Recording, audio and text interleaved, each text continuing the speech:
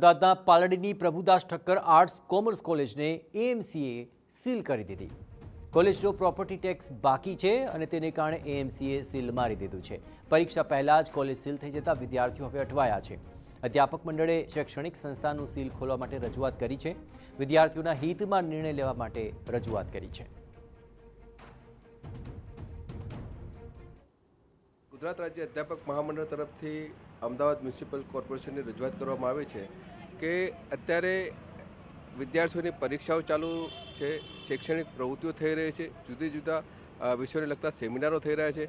આવા સંજોગોમાં કોલેજને સીલ મારતા આ વિદ્યાર્થીઓનું શૈક્ષણિક કારકિર્દી જોખમમાં મુકાઈ શકે છે।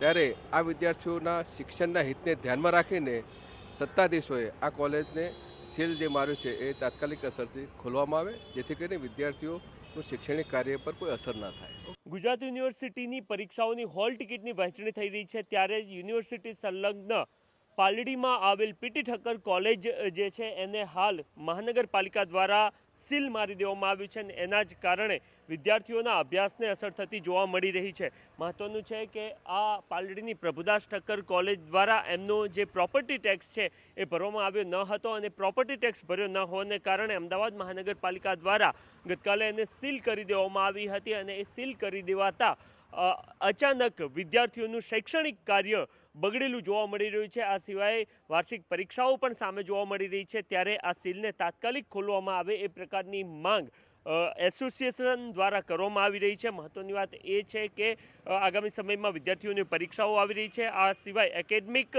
કાર્ય પણ અત્યારે હાલ ચાલી રહ્યું છે અને ત્યારબાદ ફાઇનલ પરીક્ષાઓ પણ આવી રહી છે। એવા સમયગાળા દરમિયાન અધ્યાપક મંડળ દ્વારા મહાનગરપાલિકાને વિદ્યાર્થીઓના હિતમાં અને એ સિવાય સિવિક ઇન્ટરેસ્ટને ધ્યાનમાં રાખીને એમના દ્વારા આ શૈક્ષણિક પ્રોપર્ટી હોવાને કારણે પ્રોપર્ટી ટેક્સમાં અગુપાછું કરીને ત્યારબાદ એને હાલ સીલ ખોલી દેવામાં આવે એ પ્રકારની માંગ કરવામાં આવી રહી છે। કેમેરામેન નટવર પરમાર સાથે નરેન્દ્ર રાઠોડ, TV9 અમદાવાદ।